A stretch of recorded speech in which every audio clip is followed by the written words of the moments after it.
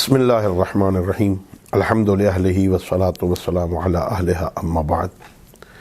13 رجب المرجب کی مناسبت سے جو یوم ولادت خیبر شکن مولود کعبہ حضرت امیر المؤمنین علی ابن ابی طالب علیہ السلام ہے، میں تمام حاضرین ناظرین سامعین کی خدمت میں مبارکباد پیش کرتا ہوں۔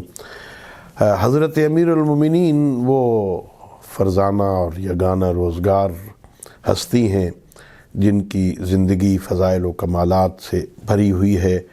اللہ رب العزت نے آپ کو عظمتیں اور خصوصیتیں عطا فرمائی، اور بقول ظاہراً مشہور ہے علامہ اقبال رحمۃ اللہ علیہ کے کہ کثیرہ میسر نشد این سعادت بے کعبہ ولادت و مسجد شہادت۔ یہ اعزاز اللہ نے آپ کو عطا فرمایا کہ آپ کی ولادت با سعادت کعبہ میں اور آپ کی شہادت مسجد میں ہوئی۔ آپ نے پیغمبر گرامی اسلام کے ہاتھوں پر آنکھیں کھولیں، کعبہ میں ولادت ہوتی ہے، اور پیغمبر گرامی اسلام کے ہاتھوں پہ آنکھیں کھولتے ہیں، پہلی نظر پیغمبر کے چہرے پہ ہوتی ہے تو سید الانبیاء ہدیہ دیتے ہیں، یا علی آپ نے پہلی نظر میرے چہرے پہ ڈالی ہے، میں نے اپنا علم تجھے عطا کر دیا ہے، میرے علم کے وارث تم ہو۔ حضرت امیر المؤمنین علیہ السلام اس ماحول میں پروان چڑھتے ہیں، سید الانبیاء کا لعاب دہن چوس کے پروان چڑھتے ہیں۔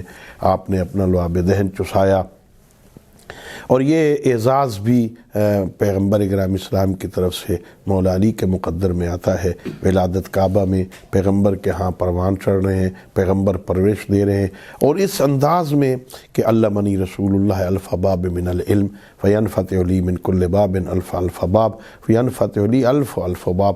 ہزاروں باب علم کے کھلتے ہیں، اللہ کے رسول نے 1000 باب علم تعلیم کیا تھا، ہر دروازے سے میرے لیے ہزاروں علم کے دروازے کھلتے ہیں۔ اپنے زمانے کے بہت بڑے عالم، اپنے زمانے کے بہت بڑے عادل، اپنے زمانے کے بہت بڑے مجاہد، شجاع، بہادر، آپ جیسا نہ کوئی اور عالم ہے۔ اللہ کے نبی کے بعد بہت سب سے بڑے عالم، سب سے بڑے عادل، خود پیغمبر نے فرمایا عالم امتی علی ابن ابی طالب، عادل امتی علی ابن ابی طالب، اقضاکم علی ابن ابی طالب۔ سب سے بڑے عالم علی ہیں، سب سے بڑے قاضی علی ابن ابی طالب ہیں، بہت بڑے عبادت گزار، بہت بڑے عاشق تلاوت قرآن۔ امیر المؤمنین علیہ السلام کے فضائل تو اتنے زیادہ ہیں، امی پیغمبر فرماتے ہیں یا علی اگر مجھے خطرہ نہ ہوتا کہ لوگ آپ کے بارے میں وہ باتیں کریں گے جو حضرت عیسیٰ بن مریم کے بارے میں کرتے ہیں تو لقلت مقالتاً، میں تیرے بارے میں ایسی گفتگو کرتا کہ آپ جہاں سے بھی گزرتے لوگ یاخذ التراب من تحت قدمیک، آپ کے قدموں کے نیچے سے مٹی اٹھاتے، اپنی آنکھوں میں ڈالتے، سرما بناتے۔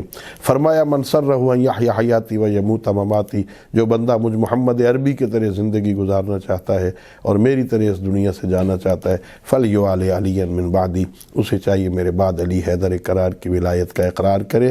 تو علی حیدر کرار اللہ رب العزت نے ہمیں عظیم پیشوا عطا فرمایا ہے، ہمیں چاہیے ہم ان کی تعلیمات کو سمجھیں، ان کی تعلیمات پہ عمل کریں، اور واقعی حقیقی شیعہ اور پیروکار علی ابن ابی طالب بننے کی کوشش کریں۔ اللہ آپ کو یہ خوشیاں نصیب فرمائے۔ اللہ رب العزت بحق محمد وآل محمد ہم سب کو اعمال صالحہ کی توفیق عطا فرمائے۔ وآخر دعوانا ان الحمد للہ رب العالمین۔